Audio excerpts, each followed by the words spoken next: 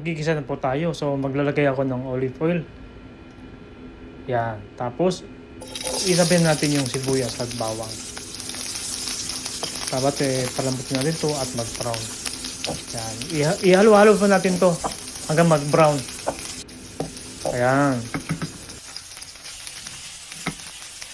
Ngayon ilagay natin yung pork pata. Yan. Ito po ay ihalo-halo po natin. Kailangan siya mag-brown bago lagyan ng tubig. Yan. I-mix-mix natin po to. So ngayon maglagay tayo ng pampalasa. Siyempre yung toyo muna ating unahin, mga 2 teaspoon. Pagkatapos ng toyo, maglagay tayo ng oyster sauce. 2 teaspoon din. Tapos maglagay tayo ng laurel. Yan. Tapos i-mix natin at balik na rin po natin para pantay po ang luto. Ngayon maglulagay po tayo ng suka. 1 tablespoon. Para mas masarap. Yan. Ganito po ko simple magluto ng pork pata. Pag gusto niyo masarap, ito po yung way. So ngayon maglalagay ng tubig at palambutin po natin itong karne.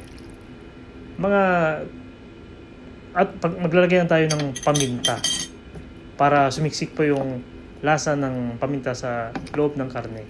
Yan. At i-mix po natin. At isisimmer po natin to mga 1 hour. Ngayon po maglalagay tayo ng pampalasa. Siyempre si Magic. Ayan. At halo po natin mabuti. Ako, marami naman mauubos ng kanin to.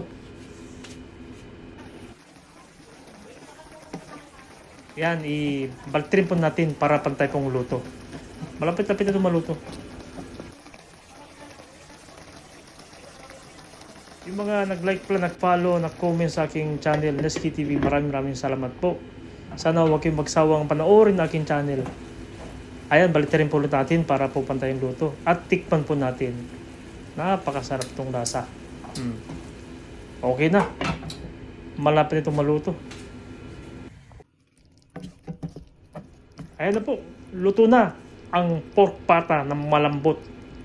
Yan. Maraming salamat sa lahat, guys. God bless all. Bye-bye.